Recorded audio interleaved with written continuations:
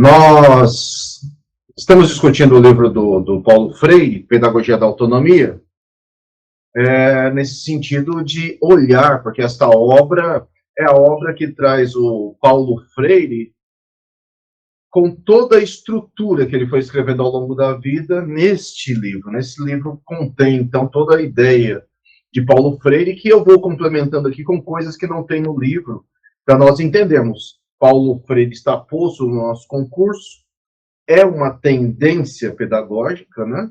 Já que Paulo Freire estruturou uma forma de pensar, uma forma estruturada de pensar, como poucos autores no mundo, mas é um brasileiro, enfim, que lamentavelmente pouco lido no Brasil, mas que nós temos que considerar como importantíssimo na história da educação, não só brasileira, mas na história do mundo. Nas aulas anteriores, então, nós olhamos os dois primeiros capítulos. O primeiro capítulo era Não há professor sem aluno. Então, cada capítulo tem 9 exigências, né, que nós olhamos, então, dos dois primeiros capítulos. Hoje, nós vamos fechar e complementar com a terceira, com o terceiro capítulo, com a terceira visão de Paulo Freire. Mas antes de chegar, vamos só recapitular um pouco, para nós entendermos este processo, né? Então, capítulo 1, não há docência sem discência. Não há professor sem aluno. Então, como nós falamos aqui, o professor só existe quando ele considera esses alunos e os saberes desses alunos, que vai ser dito, então, num desses 9 primeiros subcapítulos do primeiro capítulo. Então, logo no começo, o Paulo Freire começa com ensinar exige rigorosidade metódica. Ensinar exige método. Então, se ensinar exige método, qual método você emprega? Qual a sua intenção? Qual a sua intencionalidade ao trabalhar este método que você avalia correto, né? Lógico, o Paulo Freire está lá desde o início do livro, dizendo que não há neutralidade na educação. Portanto, no livro ele vai defender o ponto de vista, que é um ponto de vista que ele vai chamando ao longo do livro de pensar certo. É um pensar certo que ele o tempo todo está se referindo, puxando para uma visão que ele chama progressista de educação, mas ia chamando para o que ele está constituindo como este processo importante da sua pedagogia e da pedagogia que ele, enfim, elaborou, estruturou e trabalhou. O livro, então, vai falar dessa rigorosidade metódica da escolha de um método que faça, enfim, crianças, jovens ou adultos pensarem certo. E pensar certo significa ir cumprindo essas exigências e, mais do que isso, escolher um método, definir um método, escolher qual caminho você, como professor, escolhe para trabalhar, então, os conteúdos que você tem que trabalhar da forma mais participativa, que traga esses saberes, e que você compreenda que é necessário que você estude, inclusive a si mesmo, refletindo, agindo e refletindo sobre as suas ações, né? Então, há um processo no pensar freiriano de ação, reflexão, ação, onde esta segunda ação será diferente da primeira. Por quê? Primeiro você age, reflete sobre o que você fez, para quando for agir novamente, dar uma nova aula, pensando em dar aula, agir novamente, dando uma nova aula, já não é a mesma aula, já não é mais o ponto que você estava anteriormente. Este é um processo contínuo que não para mais, né? Porque depois você tem que refletir de novo, avaliar de novo, analisar de novo, para agir de maneira diferente lá na frente. Portanto, rigorosidade metódica se contempla nesses processos. Nesse mesmo sentido, então, ensinar exige pesquisa. Ensinar exige que o professor seja alguém que pesquise sobre o mundo, sobre as coisas, sobre aquilo que quer ensinar, sobre aquilo que está ensinando, sobre si mesmo. Então, é um processo de autorreflexão importante no pensar freiriano. 3, ensinar exige respeito aos saberes dos alunos, dos educandos. Então, neste processo, inclusive, de pesquisa, eu respeito os pensares diferentes de cada aluno, que eles trazem a aula.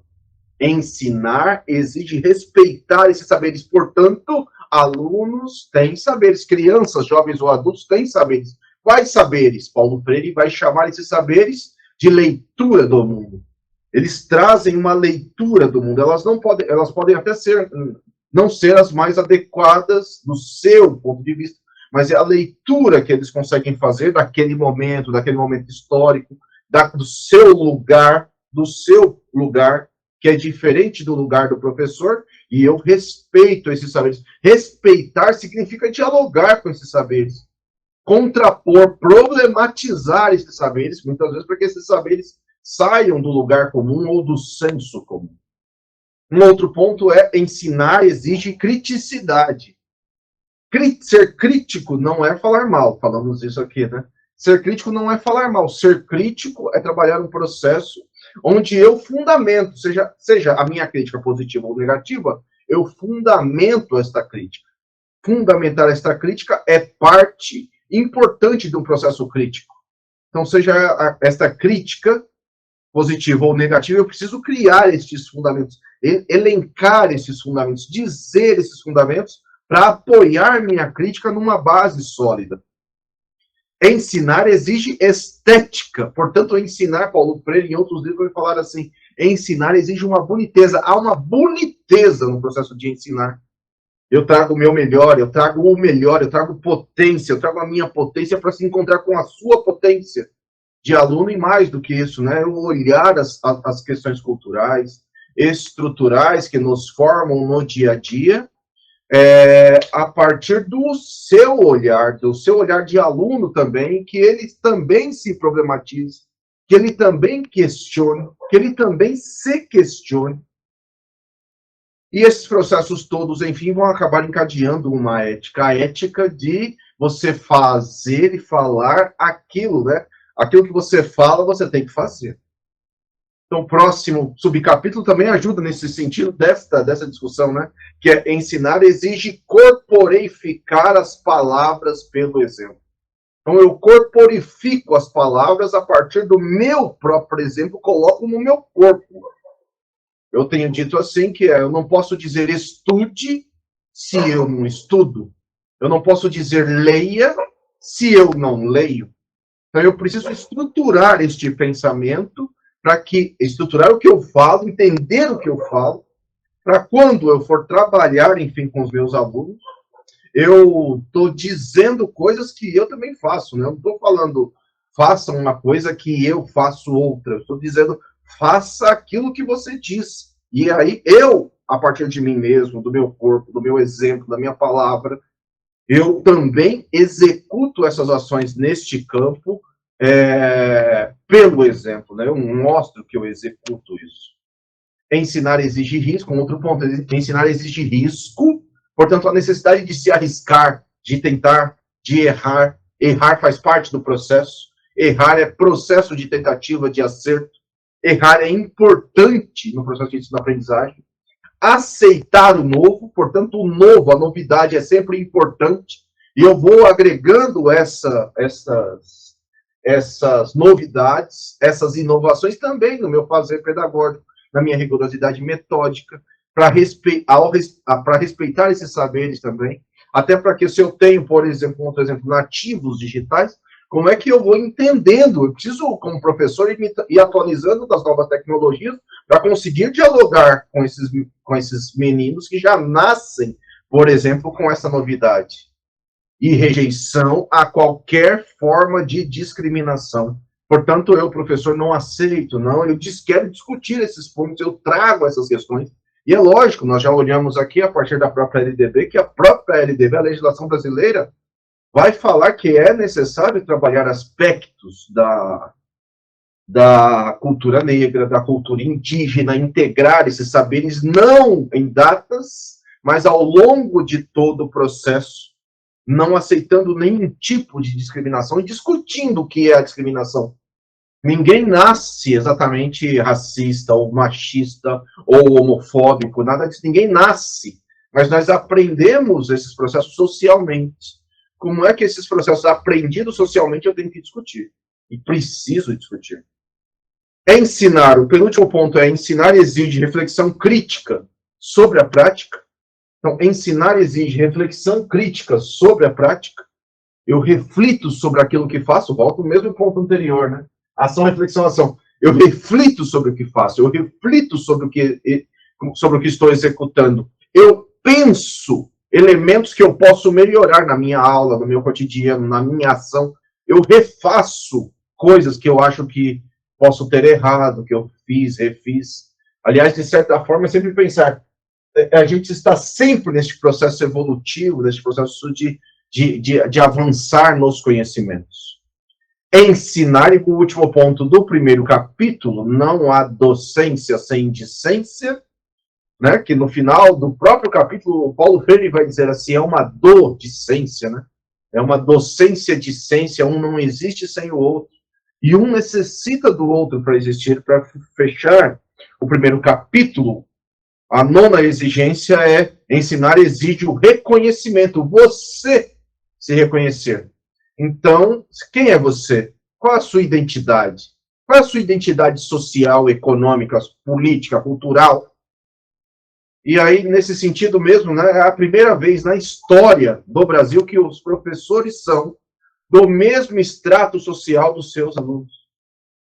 Então, se antes o professor era de estratos superiores da sociedade, por outros motivos, da estrutura da educação brasileira, no passado, bem passado, dos anos 70 para cá, com maior acesso, ainda não total, mas o maior acesso da população empobrecida brasileira à escola, nós temos também o professor acessando e o professor dessas mesmas camadas sociais, né?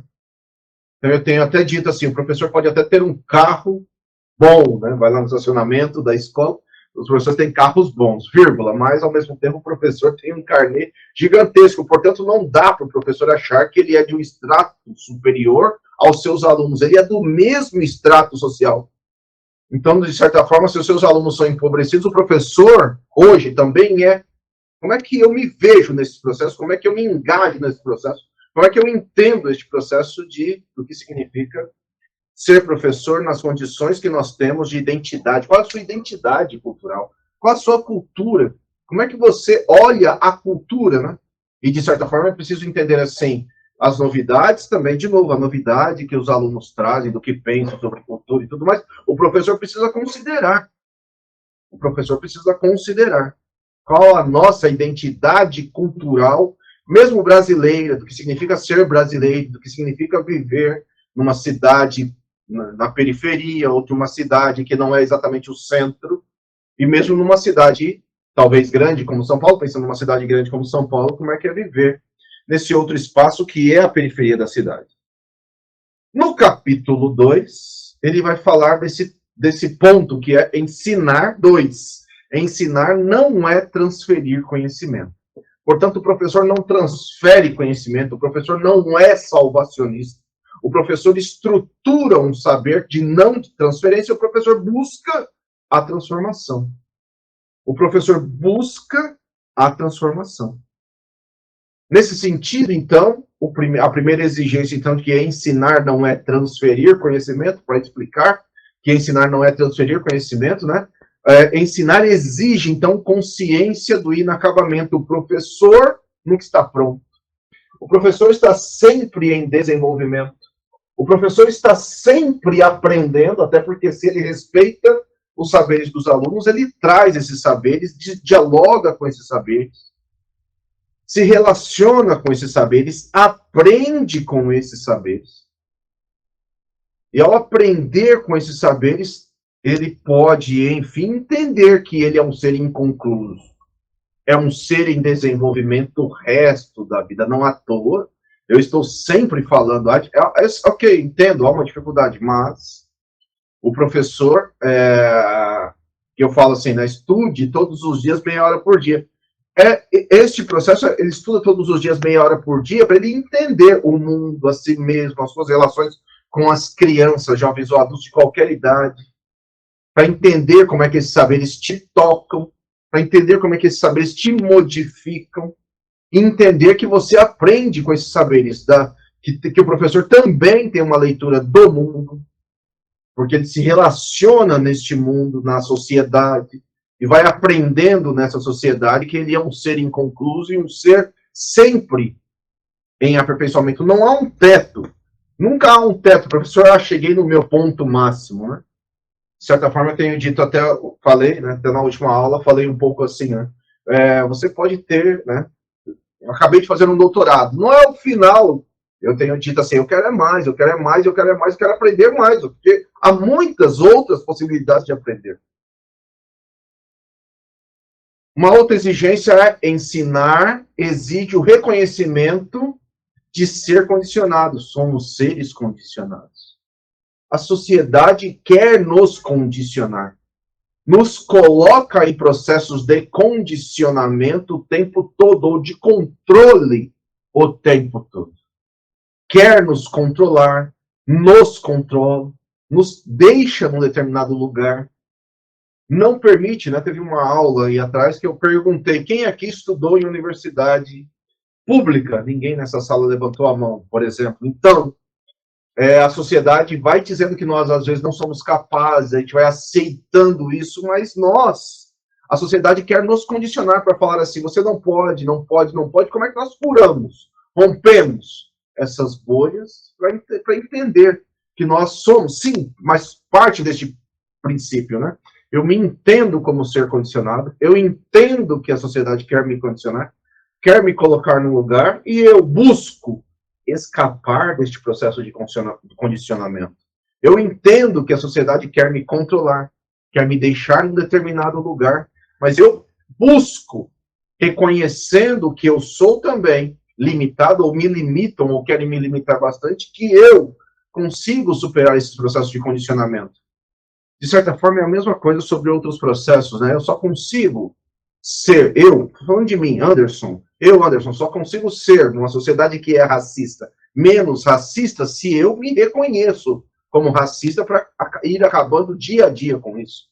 Eu, Anderson, que sou homem, um ser, então, por ser homem, privilegiado numa sociedade machista, como é que eu me reconheço que sou machista e tenho atitudes machistas para avançar sobre isso e dia a dia tentar diminuir esse racismo? E assim com todas as questões, não só de preconceito, não preconceito, mas de todas as questões, como é que eu reconheço uma sociedade que me limita pelas formas que ela, enfim, quer me condicionar ou quer me controlar. 3, ensinar exige respeito à autonomia do ser do educando. Eu não quero formar pessoas iguais a mim. Eu quero que as pessoas criem a sua própria autonomia, suas formas de pensar, se reconheçam e defendam seus olhares, seus pontos de vista, fundamentando numa crítica fundamentada, e se contraponham, inclusive, a mim. Inclusive a mim. É a busca, o Paulo Freire tem uma discussão importante, né, que não exatamente aparece no livro, mas aparece no livro Educação como Prática da Liberdade, por exemplo, que é a discussão do ser mais. Eu quero formar meus alunos como ser mais. Ele tem que ser mais. E mais do que eu. Ele é um ser potencial, com potência. Como é que ele observa esses processos para avançar, se estruturar, ser inclusive mais do que eu conseguir ser, levar os meus processos de condicionamento anteriores, que acabamos de dizer, inclusive. Então, que o aluno tenha autonomia, ele não deve, não pode, não precisa pensar como eu penso, ele deve criar as suas estruturas de pensamento próprias, e inclusive divergir de mim. Às vezes, nas minhas aulas, eu fico falando mal do atual governo, ok, ninguém precisa concordar comigo. Você pode ter outro ponto de vista e nenhum problema, e vamos seguir conversando. Você tentando me convencer e eu tentando te convencer. Normal, absolutamente normal. O brasileiro tem dificuldade com ideias contrárias e tem dificuldade em discutir ideias contrárias, o que deveria ser absolutamente normal, porque eu preciso te ajudar a que você construa a sua autonomia com seus argumentos. Ensinar exige bom senso, né? Em grande parte, às vezes eu falo assim, talvez seja uma coisa que a gente nem precise discutir, né? Ensinar exige bom senso. O bom senso de você entender o seu lugar, o seu papel transformador na sociedade, o seu papel numa educação que se estrutura como transformadora, como área social no Brasil, o bom senso de entender também as dificuldades que os nossos alunos têm, que podem ser de aprendizagem, podem ser econômicas, que podem ser nas suas estruturas familiares, que podem ser nas suas relações. Como é que nós temos o bom senso de nos aproximarmos, de entendermos, de tentarmos incluir essas crianças, jovens ou adultos em processos mais engajados? Ensinar, no capítulo 2 ainda, ensinar exige humildade. Ensinar exige humildade. Então, eu tenho que ser humilde, porque sem humildade eu não acesso novos conhecimentos. A gente tem visto por aí muito super isso, super aquilo, super pedagogo, sabe tudo, eu sei tudo, professor. Isso daí está falando, eu já sei, legal. Mas como é que você pega, então, aquilo que você sabe e amplia, amplia, amplia, amplia? Não existe quem saiba tudo. E para aprender, só existe aprender a partir da humildade. Humildade intelectual. O brasileiro gosta de se dizer humilde. Nem sempre o é. Então, como é que nós aprendemos a partir da humildade? Como é que nós somos tolerantes com aqueles que também não são humildes, com aqueles que não querem aprender, aqueles que acham que sabem tudo, daqueles que te desafiam? Até porque o ser humano, ele também se estrutura assim como um ser condicionado que gosta de desafiar, né, de certa forma. Isso acontece em qualquer idade, e aliás, assim, um pouco, quando se torna adulto ainda mais, né, eu sei, o professor tem que ter a humildade de reconhecer o não saber, e eu não sabendo, eu volto num ponto que nós já falamos aqui, que é, eu não sei, eu pesquiso. Eu não sei, respondo, não sei, mas vou pesquisar e trago na nossa próxima aula, no nosso próximo encontro, a resposta disso.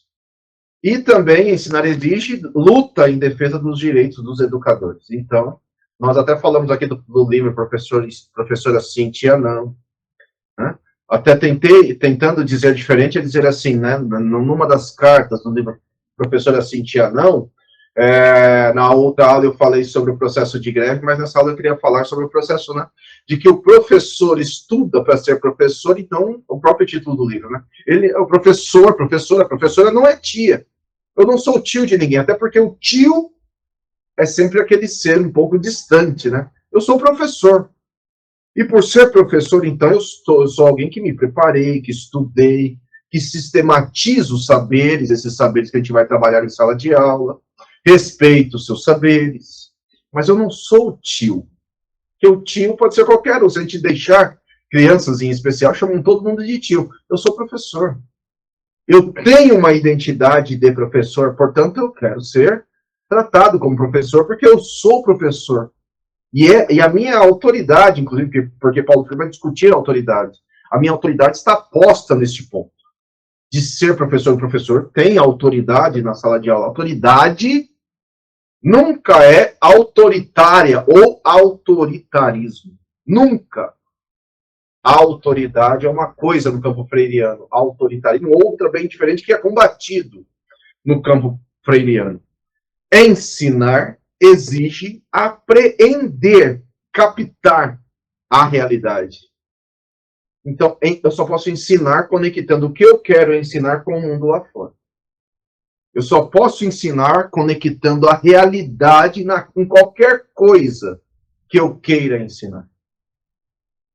E mesmo os próprios alunos, né, eles podem aprender melhor quando eles entendem que uma das formas de estudar é aplicando aquilo que eu estou estudando.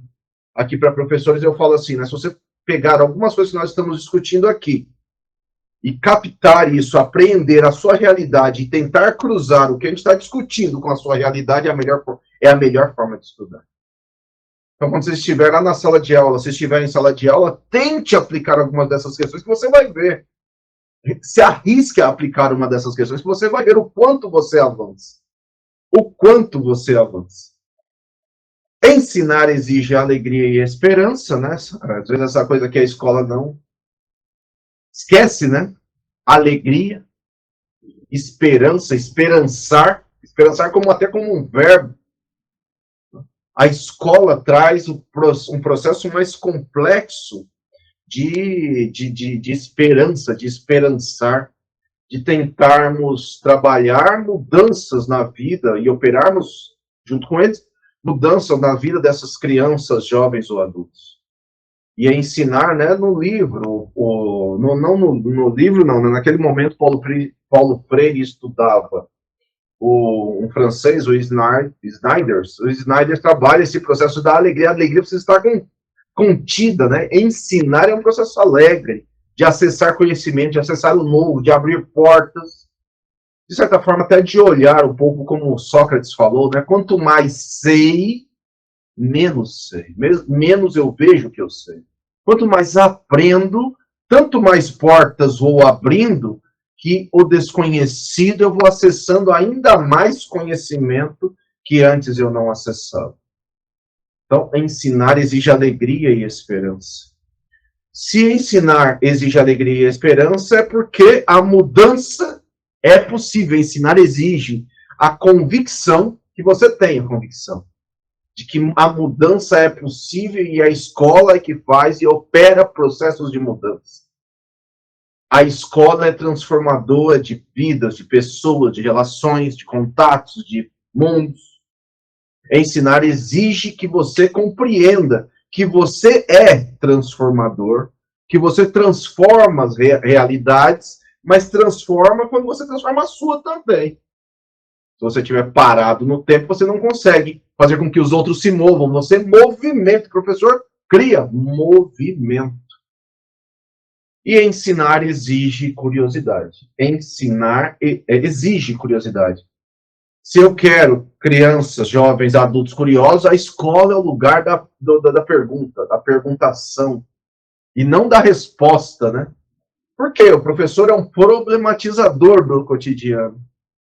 E as respostas, elas devem ser empregadas num processo que o professor também traz algumas respostas, mas os alunos trazem respostas, mas em especial o aluno pergunta porque está curioso. Pergunta porque está curioso. Criar uma escola curiosa, essa escola da perguntação, está todo mundo perguntando para todo mundo sobre inúmeros aspectos do que significa o ser, do que significa o mundo. Então, foi até aí que nós olhamos, e hoje nós vamos fechar, enfim, o livro, né, e fechar o pensamento freiriano, olhando o capítulo 3.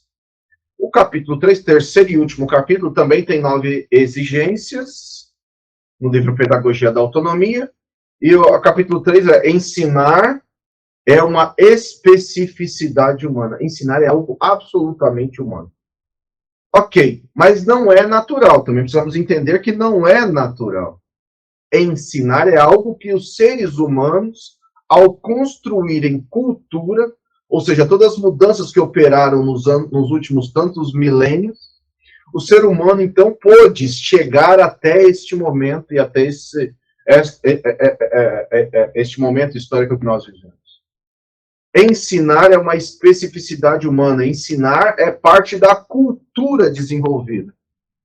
Então, de certa forma, né, eu tenho indicando o livro O Enigma, indiquei, né, indico um filme antigo, né, do ano que eu nasci, 1973, o filme é O Enigma de Caspar Hauser. Talvez assistindo o filme, talvez seja um pouco maçante, porque o filme tem uma linguagem, uma estética um tanto quanto lenta, né, um filme antigo também, de 1973, do ano que eu nasci. Mas este filme mostra a vida, um pouco assim, a vida do Caspar Hauser. E o Caspar Hauser, ele é alguém que foi abandonado tipo, numa caverna, num lugar fora da civilização, fora da cidade. Então, ele criou uma cultura neste lugar para sobreviver. Mas ele não teve acesso à cultura da cidade, à cultura chamada civilizada. Então, quando eles pessoas da cidade o encontram lá no meio do mato, ele não sabe comer com garfo e faca. Então, ele tem hábitos que é classificado por quem está nesta outra cultura como hábitos selvagens, né? O filme quer discutir isso, né? Há diferenças entre hábitos de um jeito, hábitos de outro? Sim, há diferenças, vírgula. Mas são diferenças que não contrapõem visões, ou seja, são equivalentes. Eu quero dizer assim, a cultura desenvolvida aqui no Brasil é uma, a cultura de outro lugar é outro lugar, a cultura de outro lugar é outro lugar. E aí eu tento explicar até um pouco assim, né? Se aqui no Brasil nós comemos assim um pouco como europeus, de garfo e faca, não tem só esta forma de comer no mundo, né? Tem gente que tem lugares que se come de colher, tem lugar que come com a mão, tem lugares onde você tem que comer e na mesa arrotar na frente das pessoas para mostrar que a comida é boa, né? Pegar alguns países árabes, por exemplo. Então, existem formas de ser e formas de estar no mundo que são diferentes, mas uma não se sobrepõe à outra. O filme quer discutir essa questão. Não é uma questão de o seu, digamos assim, a visão do que é selvagem é menos e do que civilizado é melhor. Mas são visões apenas diferentes do mundo, porque as culturas são diferentes. Portanto, Paulo Freire quer discutir este processo de cultura, que são diferentes, mas equivalentes. Assim como, se nós olharmos agora aqui, né, olhando assim, Brasil, São Paulo, eu falo assim, tenho falado assim, a universidade, por exemplo, você está lá na universidade, no curso de formação, a universidade exige aquelas coisas de horas complementares. Legal. Horas complementares. O que são as horas complementares? É você ir no cinema, no teatro, num show, viajar, estar em outros lugares, outras culturas. Por quê? Porque isso é importante na sua formação. Não é só a aula que é importante na sua formação. A formação social, cultural é importante também. Mas olha, na universidade, se você for num show de ópera, a universidade fala, legal, tá valendo. Mas se você for num forró aqui no Capão Redondo, e levar um papel também que você foi ao forró no Capão Redondo, eu não sei se a universidade aceita. Não sei se a universidade aceita. Por quê? Porque a universidade tem um outro olhar que não é esse. Que a gente está discutindo aqui, que é assim, tem culturas superiores, culturas, e ainda aqui culturas inferiores. Mas não é esta discussão que nós estamos fazendo aqui. A discussão que nós estamos fazendo aqui é as culturas são, na visão freiriana, existem outras visões, na visão freiriana sempre é equivalente. Sempre é equivalente. Portanto, se eu vou num show, uma ópera, legal, cultura erudita. Se eu vou num forró, legal, cultura popular. Essa é a discussão freiriana. Que as diferenças, elas são importantes. E eu preciso conhecer, ampliando o repertório o máximo possível. O máximo possível. De culturas, de relações, de pessoas, de inter-relações. Então, veja, muitas vezes nós aprendemos coisas em outro campo. Eu quero dizer assim, é outro campo, não é certo ou errado, mas é outro campo. O campo freiriano trata desse jeito que nós estamos discutindo aqui. A especificidade humana, ela traz inúmeros vieses culturais, sociais, relacionais, econômicos, jurídicos, que nós precisamos ir entendendo, e entendendo no campo freiriano as equivalências. As equivalências. Por isso que o professor no campo freiriano não é superior aos seus alunos. O professor é equivalente, né? Saberes diferentes que podem se encontrar trazendo mais perspectivas. Talvez uma outra coisa, ensinar é uma especificidade humana, é dizer assim, então, filhote de cavalo égua, o potro, a égua não o ensina, não tem nada a ensiná-la, porque ele já nasce e 2, 3 minutos depois já está andando. O ser humano não, o ser humano é diferente porque ele depende de relações para aprender. Então, o ser humano só anda se tiver modelos, né, outras pessoas andando, e se for ensinado a andar, senão não anda. E assim sucessivamente, né? Talvez a única coisa natural que nós fazemos é buscar alguma forma de nos alimentarmos para sobreviver. Ademais, as outras questões são todas aprendizagens sociais. A educação é uma aprendizagem social. Aprender não é exatamente natural. Eu mesmo fico falando, estude todos os dias meia hora por dia, mas você precisa mudar de atitude para desenvolver a competência de estudar todos os dias meia hora por dia. Não é natural. Nenhum ser humano estuda de maneira natural. Nós estudamos de maneira organizada e de maneira competente, mudando de atitude. E esse é um processo que se ensina também. Então, no capítulo 3, ensinar é uma especificidade humana, né, começa aí, né? 1. Ensinar exige segurança. Você tem que estudar sempre, todos os dias, meia hora por dia, professor, para professar, profetizar, professar com segurança. E se você não faz isso com segurança, não há confiança em você para que o seu aluno acredite naquilo que você está falando. Ensinar exige segurança daquilo que se fala, daquilo que se propõe, daquilo que se discute, sim. Eu posso dizer não sei, mas eu posso também dizer que pesquisando, como já foi dito anteriormente, eu busco esses saberes e trago.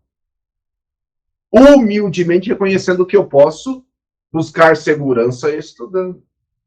Estudar exige competência profissional. Portanto, as questões que envolvem a nossa profissão, ser professor, eu posso desenvolvendo com maior competência, estudando, correndo atrás dos saberes, me interrelacionando, buscando saberes de maneira diferenciada, lendo, escrevendo, me posicionando, buscando fundamentos, tudo isso que já foi, em grande parte, dito no próprio livro. Então, o professor também trabalha nessa competência para qualificar, como diz o texto aí, qualificar a sua autoridade. O professor é uma autoridade. Como eu já disse antes, assim, a autoridade para Paulo Freire é importantíssima. Agora, assim, a autoridade não é autoritarismo. A autoridade não é eu sei e você não sabe. A autoridade é você, respeitando esses vários saberes, coloca os seus saberes e problematiza esses saberes dos alunos e o seu também. Problematiza. É ético. Então, o educando que o texto fala assim, né? O educando que exercita a sua liberdade vai se tornando tão mais livre. Livre. Liberdade não é libertinagem. Liberdade não é faço o que quero. Liberdade é entender que existem regras, leis, limites, combinados. Nas aulas aqui eu tenho dito, né? Nós vamos fazer uma atividade com crianças. Que seja de saída até a quadra para fazer alguma atividade, antes de irmos, nós vamos combinar. O que a gente não pode fazer? O que não pode? Tendo os combinados para nós cumprirmos. E não cumprindo, o que vai acontecer? A gente combina. Isso é muito freiriano. Isto é liberdade. Liberdade é entender que os processos estão colocados em combinados, em leis, no Estado democrático de direitos, vivemos no Brasil, o Estado democrático de direitos, no Estado democrático de direitos, nós entendemos que as leis que são feitas no país, a gente precisa entender delas. Não à toa, isso é formação de cidadania, isso está no ensino fundamental, 9 anos para formar essa cidadania, como diz a própria LDB. Então, não é à toa. Liberdade é entender que as próprias leis, no sentido, né? Quem faz as leis? No final das contas, quem faz as leis somos nós. Como? Nos expressando através do voto. Fazemos escolha através do voto. Se votamos mal, a tendência é as leis serem também tão ruins quanto aqueles que nós elegemos. Porque eles são nossos representantes. Quem escolhe os representantes, deputados ou vereadores, enfim, que fazem as leis, somos nós. E nós temos que entender o nosso papel neste processo. Ensinar exige generosidade. Eu trago o meu melhor. Eu trago o meu melhor. Eu sou generoso nessas relações. Eu trago aquilo que tem de melhor de mim, os conhecimentos, da ciência. Preciso estudar, preciso me atualizar, preciso ter contato com novos saberes. Então, até porque se eu trago isso, eu consigo, inclusive da questão da liberdade que eu acabei de falar, que é fundamentada nas leis, também nas normas, nos combinados. Isso também é democracia. E como é que eu faço também, igual eu acabei de falar, né? Vou fazer uma saída da sala para um determinado espaço, outro espaço, fora da escola, qualquer coisa. Eu tenho uma série de combinados. E não sou eu que dito. É combinado. Eles também, meus alunos dessa idade, também vão dizer e podem dizer, e nós vamos, enfim, cumprir os combinados. E aí no livro ele vai traçar assim, né? É o aprendizado da autonomia. Então, a autonomia que eu quero que você entenda por si, compreenda por si e execute por si.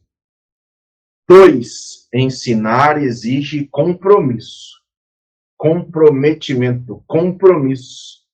Então, a maneira como os alunos me percebem, o meu compromisso, tem grande importância para que eles confiem na minha ação, mesmo discordando de mim. Discordar não é problema.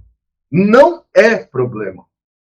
Eu, quando revelo a minha forma de ser, minha maneira de pensar, minha maneira de ser do mundo, eu devo que aquilo que eu tenho que falar tem que ser o mais digno ou mais próximo possível daquilo que faço, daquilo que estou sendo, daquilo que exerço no dia a dia. Qual o meu compromisso com o desempenho dessas crianças, desses jovens adultos, desse país, dessa sociedade, para fazer com que ela, de certa forma, melhore, para nós deixarmos neste compromisso uma cidade, país, e uma relação melhor. Por isso que Paulo Freire vai dizer que não há neutralidade, por isso que ele vai dizer que a ação do professor é política, política no sentido de ser agregadora, participativa, no sentido do que diz a polis, né, a palavra polis grega, que significa a composição da cidade, como todos na cidade são seres interdependentes. Como é que eu mostro aos meus alunos a minha capacidade de analisar, falar, avaliar, fazer com diferença, fazer com que cada um seja valorizado no processo de aprendizagem, isto é compromisso. Então, não há neutralidade. Não há neutralidade. O mundo, para se formar, exige que as pessoas entendam o lugar de cada um. O meu lugar, eu entender o meu, e aí você entender o seu, e cada um entender o seu, e entender qual que é o seu compromisso. E é compromisso. E é compromisso. 3, ensinar exige compreender que a educação é uma forma de intervenção no mundo. Portanto, queremos mudar o mundo. Queremos uma escola transformadora. Queremos uma ruptura. O livro fala um pouco assim, né? Uma ruptura com um Brasil do passado, um Brasil injusto, um Brasil que tem muitos problemas de desigualdades, até a desigualdade social até hoje. Um Brasil que hoje mesmo, né, nós temos moradores de rua espalhados agora pelas cidades inteiras. Né? Antes eles ficavam num lugar só, agora estão espalhados. Como é que nós discutimos as mazelas e as potências deste país na busca de intervir no mundo e alterar este mundo? Então, como é que aqui o livro traz um pouco assim, né? Como é que eu trago a esperança dessa intervenção, desta mudança no mundo? Como é que meus alunos podem compreender que eles também estão no mundo, são do mundo, e aí eles podem interferir? A educação é transformadora. A educação modifica, e ela não é de continuidade das coisas do jeito que elas estão. No livro, até o Paulo Freire faz uma discussãozinha assim, né? É um saber de experiência feito. Como é que a sua experiência, como é que a minha experiência, como é que a nossa experiência fazem com que a gente tenha esperança de alterar as questões, os problemas do mundo?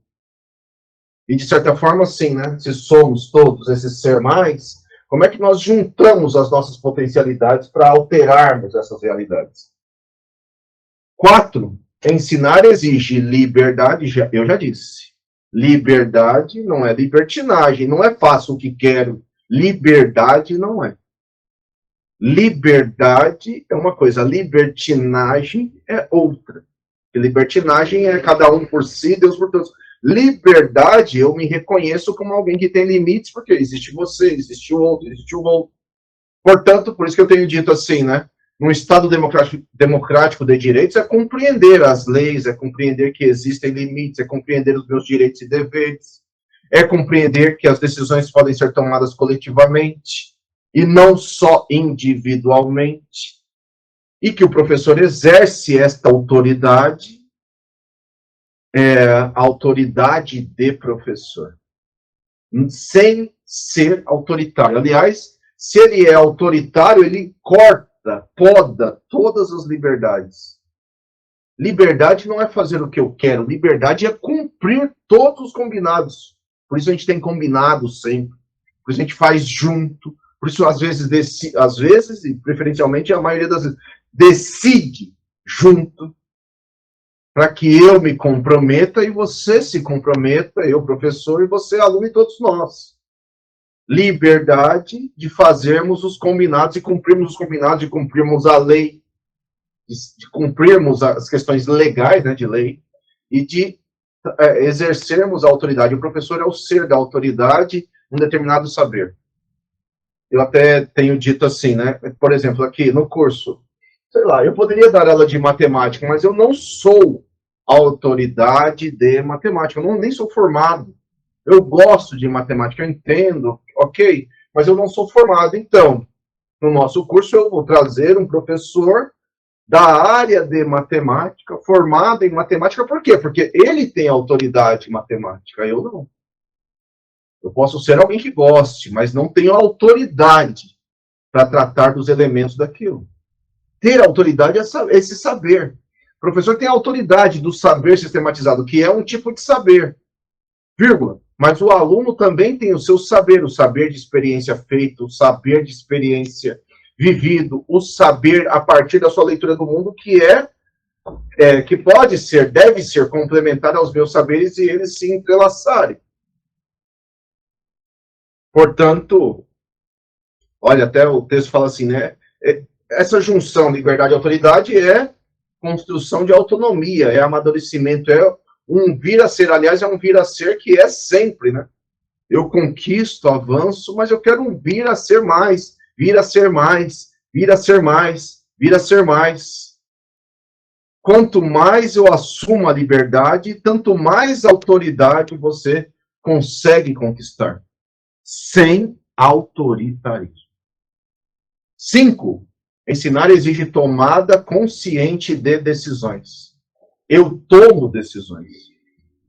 Como professor, como autoridade, como ser que trabalha com conhecimento. E essa tomada consciente de decisões é porque eu quero que essa educação em transformação transformadora, sim, aconteça. Então, eu preciso entender como é que o mundo se processa, coisas do mundo se processam, eu me posiciono diante desse mundo, porque eu não sou um ser neutro, e intervenho, tomo decisões, e assumo a partir das decisões que tomei. Portanto, a educação, né, o texto vai dizer um pouco assim, a educação ela é política. Política no sentido de participação, polis, no sentido de estarmos juntos, de combinarmos coisas, de tomarmos decisões, de mostrar que eu tenho que tomar determinadas decisões e assumir essas decisões. Então, essa tomada de decisões ela se repercute a partir da ação que eu desenvolvo no cotidiano, né? Lá desde o início. Se desde o início eu tenho método, se eu pesquiso, se eu desenvolvo a minha autoridade, se eu trabalho em processos de liberdade, se eu respeito os saberes dos meus alunos, eu tenho que ir tomando decisões, inclusive relativas à minha própria ação, para que eu consiga fazer esses alunos avançarem o máximo possível junto comigo, porque se eles estão avançando, eu também estou avançando neste processo. A educação não é neutra. o professor não pode tudo, mas, está até assim, né? Alguma coisa fundamental a educação pode, que é transformar, que é mudar relações, alterar a realidade. As pessoas conseguirem ser, apesar do seu condicionamento nesse mundo, serem presentes no mundo. Talvez uma das questões que eu quero dizer nesse sentido é, por exemplo, Paulo Freire vai discutir, não nesse livro, né, mas em outros livros, sobre o processo dos círculos de cultura. Então, fazer o círculo de cultura é uma decisão do professor na sala de aula, onde ele é autoridade. O que é o círculo de cultura? Então, eu vou sentar de maneira diferente na sala de aula, pode ser em círculo, pode ser em U, pode ser em V, pode ser em grupos, mas para discutir esses saberes. Mas, inicialmente, Paulo Freire discute o círculo de cultura, para dizer assim, olha, quando o professor sentar no círculo de cultura e seus alunos sentarem junto, não há uma relação de poder, há uma relação de encontro de saberes. Que os nossos saberes, sim, são diferentes. O saber do professor é sistematizado. O saber dos alunos podem até ser não sistematizados, mas são saberes. Que eu posso me encontrar com esses saberes e saber sobre, a respeito. O exemplo que gosto sempre de trazer é um pouco assim, né? Paulo Freire, num outro livro, chamado Conscientização, ele vai discutir esses processos, né? Então, ele está no sertão nordestino, tem um rio, ele precisa atravessar o rio para chegar na comunidade onde ele tem que ensinar, alfabetizar pessoas. Então, há uma alegria lá nesse povoado, enfim, o barqueiro vai buscar, na hora que o barqueiro busca, o barqueiro começa a chamá-lo de doutor. Paulo Freire, de certa forma, fica incomodado e fala assim para o barqueiro, não me chama de doutor. E aí o barqueiro insiste, não, é doutor. Você sabe, e o barqueiro fala, por quê? Porque é doutor, você sabe, e você sabe, ele fala, o barqueiro, você sabe, você tem conhecimento, eu não tenho. O Paulo Freire falou, não, eu tenho alguns conhecimentos e você tem outros. Eles são conhecimentos diferentes. Não, o barqueiro não se deu por convencido, então Paulo Freire propôs um jogo. Então Paulo Freire falou assim, eu vou te fazer uma pergunta e você tenta me responder. Se você responder certo, ponto seu. Se você não responder ou responder errado, ponto meu. Depois você vai me fazer uma pergunta e a mesma coisa. Se eu responder certo, ponto meu. Se eu não conseguir responder errado, ponto seu. Vamos jogar na viagem? Vamos. Então, Paulo Freire faz uma pergunta. Uma pergunta assim, o que é o marxismo? Então, o barqueiro falou, nunca nem ouvi falar. Ponto meu. Paulo Freire explica rapidinho e fala, ponto meu. Agora é sua vez. Aí o barqueiro era um pescador. Então, ele sabia várias coisas da pesca. Uma das perguntas que ele faz é sobre um tipo de nó que se faz em rede de pesca. Paulo Freire, ele pergunta assim, e o nó, dá o nome lá do nó. Sabe o que é? O Paulo Freire fala, não sei, nunca ouvi falar. Ponto do barqueiro. Paulo Freire faz outra pergunta, ponto do Paulo Freire. Barqueiro faz outra, 2-2, 3-3. No final, o jogo ficou 10-10, empatou. Para o Paulo Freire dizer assim, viu? Eu sei coisas que você não sabe, mas você sabe coisas que eu não sei. Portanto, nossos saberes apenas são diferentes. O que eu sei não é melhor que o que você sabe. E nem o contrário. Nossos saberes são diferentes, mas equivalentes. Então, este é um fundamento central da discussão freiriana, onde os saberes se encontram. Sentar no círculo de cultura é ter contato com esses vários saberes. E como o professor está sentado junto, ele já está mostrando na posição que ele ele também tem ele tem saberes diferentes, mas que não são melhores, são saberes diferentes, só isso.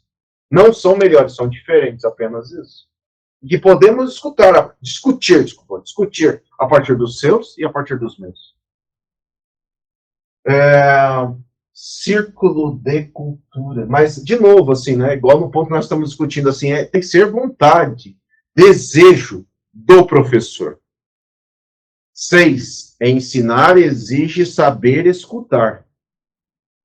Então, eu sempre me apoio na minha mãe, que morreu há pouco tempo, para falar este ponto. Né? Minha mãe sempre falou, né? Você tem uma boca, 2 orelhas. Escute mais, fale menos. Ensinar exige saber escutar. Ensinar é aprender a ter escuta ativa. Ensinar é escutar o que os seus alunos trazem de saberes. Ensinar é cortejar os silêncios que seus alunos trazem e esperar que eles rompam essas bolhas do silêncio e tragam os seus saberes. Até para que não tenham medo, né?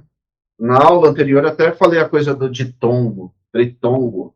O menino pergunta para a professora lá da escola, professora, e o politongo? O que a professora lá fez? Cala a boca, fica quieto, você está atrapalhando a aula, cortou. Este corte da professora faz com que este aluno, em posições assim, né, ele fica quieto. No futuro ele vai aprender a ficar quieto.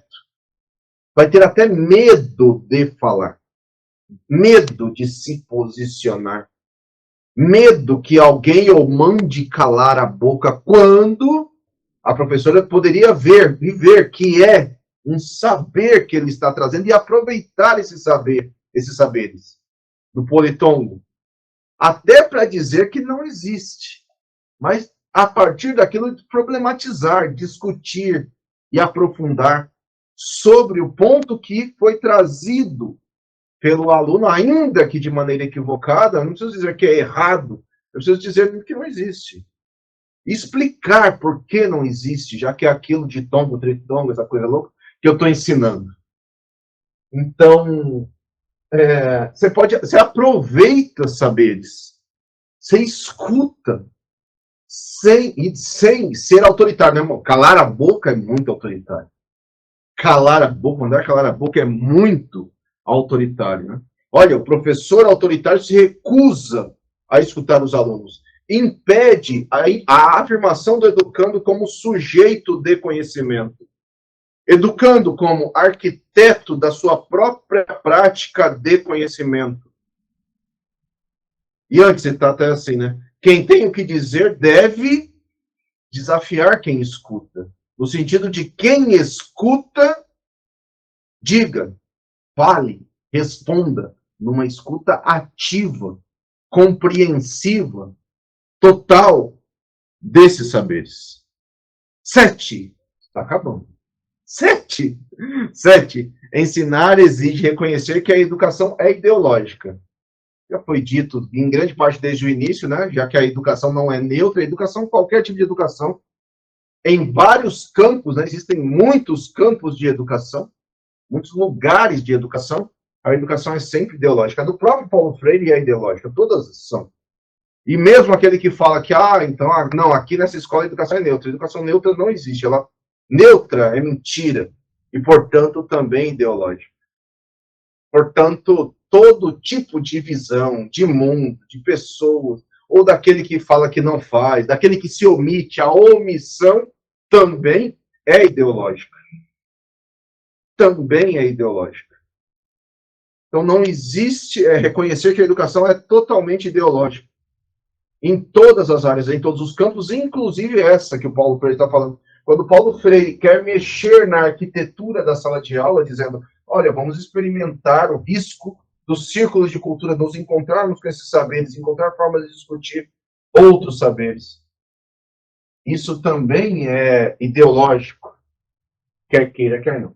Eu preciso dizer assim, o círculo de cultura é também tratado como quando Paulo Freire, nesse livro, Paulo Freire não trata de EJA. Porque EJA, Paulo Freire situou isso no início do seu pensamento, mas depois Paulo Freire não situou mais. Mas como o nosso concurso não situa em que momento de Paulo Freire está, é preciso que nós discutamos o que significa EJA, né? EJA, alfabetização em EJA no campo freiriano. Eu vou tentar discutir aqui de maneira bastante simples, mas para o seu entendimento, a sua compreensão, e de uma forma muito simples, que talvez não seja tão simples assim como eu vou discutir aqui. Então, Paulo Freire, lá nos anos 50, situou um problema. Ele está lá, ele quer ensinar lá no interior do sertão nordestino, e na verdade começa pela cidade de Angicos, no interior do Rio Grande do Norte. Este processo ele é contratado pelo SESI para fazer esse trabalho de alfabetização em larga escala com vários educadores. Paulo Freire, então, situa um problema, que as cartilhas demoravam para alfabetizar. E aí Paulo Freire analisa um pouco assim. As cartilhas demoram para alfabetizar porque elas não se relacionam à realidade. Vê que tem um momento desse livro que vai falar assim, ensinar exige apreensão da realidade. Que não aprendia se não se relacionava à realidade daquelas pessoas. O exemplo que ele traz em vários livros é, lá na cartilha estava escrito, para trabalhar vá, vê, vi, vovo, Eva viu a uva. Então, este Eva viu a uva lá no interior, assim, o aluno não alfabetizado, não conhecia nem a Eva adulto, não conhecia nem a Eva e nunca tinha visto um cacho de uva. Então, como alfabetizar? Com coisas que não são da realidade, que não são, ele chama de cognoscíveis, ou seja, objetos do dia a dia que eu posso aprender, fatos do dia a dia que eu posso aprender. Então, Paulo Freire vai falar assim, olha, eu preciso, então, sentar com esses educandos, e ao sentar com esses educandos, eu trabalhar a partir de algumas palavras. Quais palavras? Ele vai chamar de palavras geradoras. As palavras geradoras. O que são as palavras geradoras? As palavras geradoras são palavras que vão surgir da discussão problematizada pelo educador, no círculo, que tenham a ver com a realidade deles. Então, eles vão falar muitas coisas, mas as palavras principais, aquelas que aparecem mais, aquelas que o educador vê que tem a ver com a realidade deles, ele vai destacar para se tornar palavras. Isso para pessoas não alfabetizadas. Agora, sim, se fossem pessoas alfabetizadas, aqui, todo mundo aqui é alfabetizado. Se fossem pessoas alfabetizadas, aí não seriam palavras. Você trabalharia com temas, né? Temas. Talvez um exemplo bobo é dizer assim, se a gente conseguisse discutir, tivéssemos tempo para isso, nós pegaríamos temas. Como aqui é um concurso, lá no concurso tem o temário. Então, aqueles temas que estão lá, temas gerais, eles poderiam, a partir do interesse desses alunos, na conversa que fizéssemos surgir. E aí eu trabalharia temas, com pessoas já alfabetizadas, temas mais gerais. Sei lá, poderia ser alfabetização a partir da Emília Ferreira, um exemplo. Poderia ser, sei lá, o campo, visão crítico-pedagógica, tendências de educação progressista, coisas assim. Aí nós discutiríamos, a partir do que você traz de saberes, do que eu tenho de saberes, para nós discutirmos temas, quando alfabetizados, temas. Mas na EJA, Educação de Jovens e Adultos Não Alfabetizados, eu trabalho a partir de palavras. As palavras geradoras, então, em vários livros, Paulo Freire, por exemplo, situou a palavra em vários livros, não à toa, tem um motivo, a palavra tijolo apareceu muitas vezes, tijolo. Então, a palavra tijolo surgindo na discussão é uma palavra importante naquele grupo. O que o educador faz? O educador se transforma no escriba, vai escreve lá, em algum lugar grande, a palavra tijolo. E depois ele vai pegar essas sílabas e estruturar, né? Então, aqui, ti. Então, vai pegar ta, te, ti, to, tu. E colocar grande. Ta, te, ti, to, tu. Jo. Já, je, ji, jo, ju. Lo, lá, lê, li, lo, lu. Vai colocar grande as sílabas. E fazer com que os alunos, então, com as sílabas todas expostas aí desta palavra, oriundas dessa palavra, tatetitotu, jajijijoju, lá, lê, li, lo, lu. Com essas sílabas, vai fazer com que eles tentem formar outras palavras, eles. Então, os alunos vão conseguir formar assim, laje, loja, tatu, alguns exemplos. Alguns apelidos, lê, sei lá, Lulu, e outras tantas palavras. Essa palavra aqui, ela é colocada em vários livros do Paulo Freire, pelo próprio, porque aconteceu num determinado lugar de uma aluna fazer uma junção, que ele falou assim, olha, o aluno consegue formar até sentença, uma frase. A frase que se formou a partir das sílabas de tijolo foi tu já lê. Tu já lê.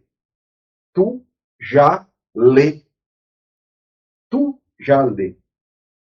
Então, Paulo Freire achou significativo isso, porque o processo de alfabetização freiriana, né, é rápido, né?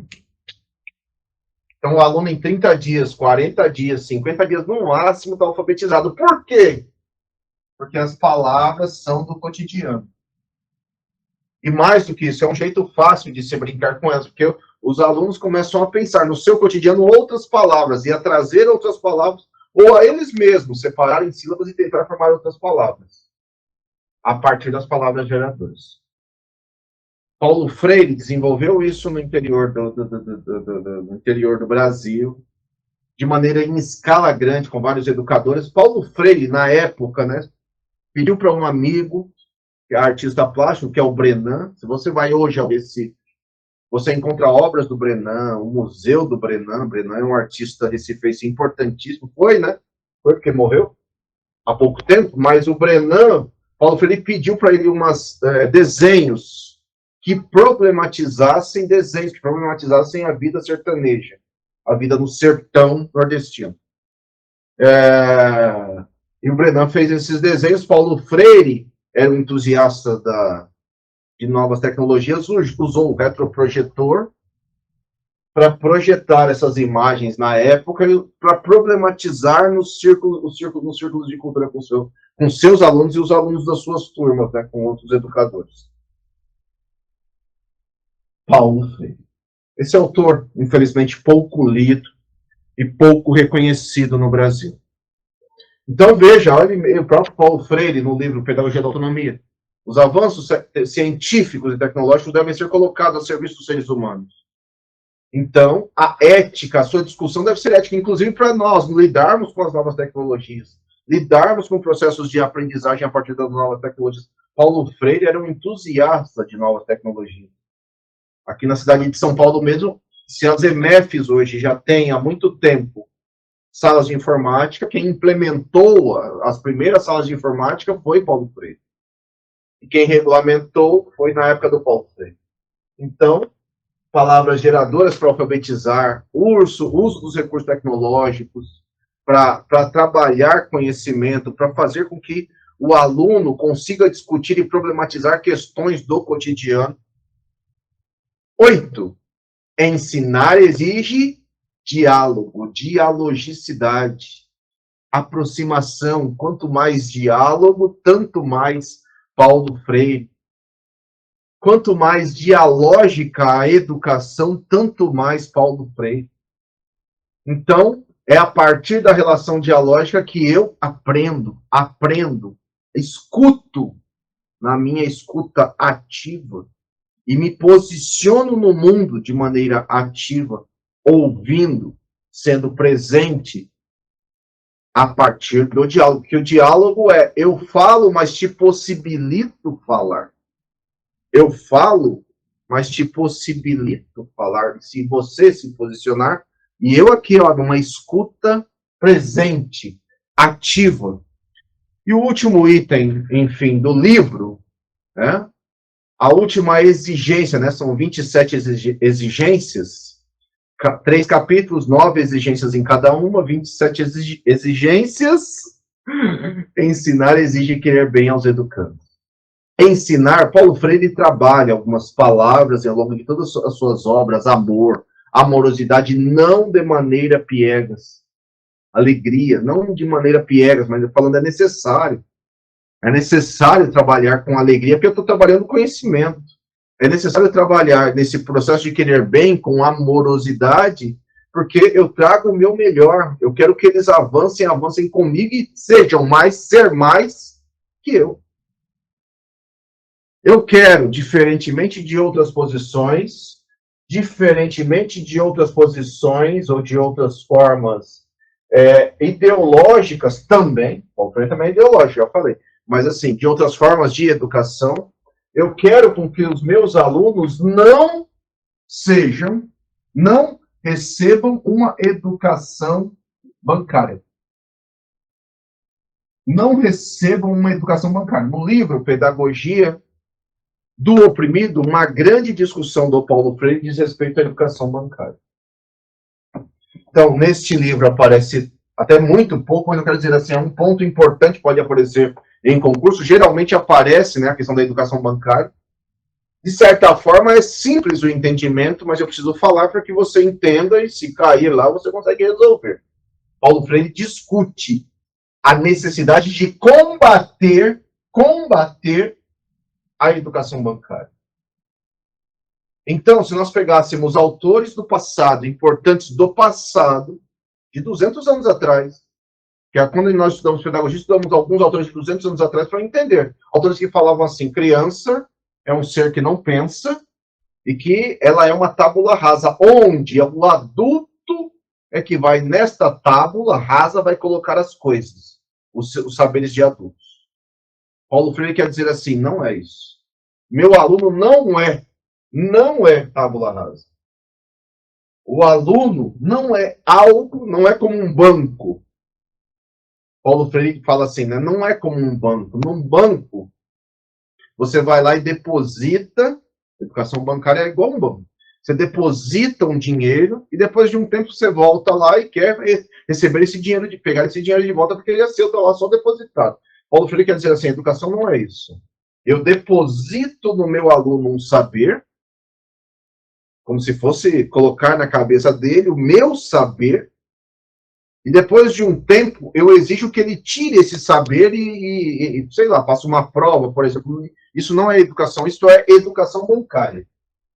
Paulo Freire critica o que ele chama de educação bancária.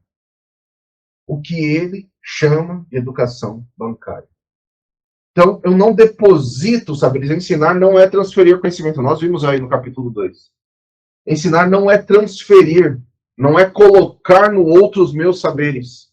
Ensinar é um processo de mão dupla, onde eu ensino, mas aprendo. Onde eu ensino, mais aprendo. Onde o meu aluno aprende, mais ensina. Portanto, não é educação bancária. Há um processo de construção autônoma de saberes, a partir do saber de experiência feito, a partir dos saberes que eu estou sistematizando enquanto professor, a partir do encontro desses dois saberes, e não educação bancária. Educação bancária é como se fosse um banco. Deposito e depois de um tempo quero de volta. Educação bancária é como se eu falasse determinada coisa e depois de um tempo exigisse que você devolvesse esses mesmos saberes da mesma forma, e para isso eu te dou uma nota. Não é prova. Educação bancária é algo que Paulo Freire combate frontalmente desde sempre, infelizmente, ainda muito presente nas escolas. Infelizmente, ainda muito presente na escola. Então, ensinar exige querer bem aos educandos. Querer bem significa afeto, afetividade, amor, amorosidade, de maneira estruturada, né? Que eu quero dizer assim, tem muito a ver com Vallon, por exemplo, mas Paulo Freire discutindo isso como necessária condição. Se eu tenho, então, quero bem aos meus alunos, eu não desenvolvo com eles, não desenvolvo educação bancária. E para fechar, assim, uma outra coisa que também está no livro Pedagogia do Oprimido é uma discussão opressor, oprimido. Portanto, uma oposição opressor, oprimido. De certa forma, pode ser a relação na sala de aula, né? Professor que pratica a educação bancária, opressor, e o seu aluno se sente oprimido. Um outro jeito de falar é um pouco como nós entendemos a educação. Como nós não estudamos nessas escolas, nós aprendemos uma educação bancária. A gente é uma escola do engolir, de ficar quieto, de baixar a cabeça, de não perguntar, de você perguntar e o professor pode te dar é o coice, educação bancária. Do professor dar pontos no sentido assim, né? Explicar coisas e depois exigir aquelas mesmas coisas que ele, só ele pensa na prova. Ou, educação bancária pode ser um livro didático, né? Eu falo sempre um pouco assim, o livro do professor. Porque o livro do professor não leva nem o professor a pensar, nem o aluno a pensar. Porque o livro do professor tem as respostas. Nem o professor está querendo pensar. Então, até o professor está sujeito a receber educação bancária com tudo pronto e com respostas prontas. A grande questão é fazer pensar. Fazer pensar. Então, é um combate à educação bancária. É um combate à relação opressor versus oprimido. Onde o professor, na relação em sala de aula, mas existem outras, né? No livro é uma discussão gigante sobre a relação opressor-oprimido na sociedade, mas também na escola. Onde o professor, se ele não toma cuidado, ele se transforma no opressor. E o aluno no oprimido. E aí Paulo Freire vai dizer assim, e não é algo dado, não é o opressor que liberta o oprimido. É quando o oprimido entende que ele é a maioria, é que ele consegue se libertar e, ao mesmo tempo, libertar o opressor. Para quem gosta de discussão filosófica, né, é a mesma discussão senhor-escravo presente nos livros do Hegel. Então, é uma relação de opressão. Só que Paulo Freire também discute assim, muitas vezes, o que o oprimido quer fazer? Ele quer se transformar imediatamente no opressor. Então, quem tem, nós, né, professores, por exemplo, temos uma educação, grande parte reprimida, de opressão, somos oprimidos, quando a gente vira professor, ao invés de nós trabalharmos para que a relação opressor-oprimido não exista, o que a gente faz é nos tornarmos os primeiros opressores. Ah, aqueles alunos, agora eu tenho alunos, agora eles vão ver o que é. Agora eles vão ver o que é sofrer, o que é aula, o que é eu mando e eles obedecem. Opressor, relação opressor-oprimido. Na relação opressor-oprimido não é o opressor que liberta. Quem liberta é o oprimido, quando ele entende o seu papel coletivo. De se organizar, de se juntar, de reivindicar, devagar, num processo, esses processos. De se libertar e, ao mesmo tempo, libertar os opressores. Então, estamos longe disso. Mas, enfim, é discussão freiriana importante colocada no seu livro, que é a sua obra-prima, que é Pedagogia do Oprimido. É isso.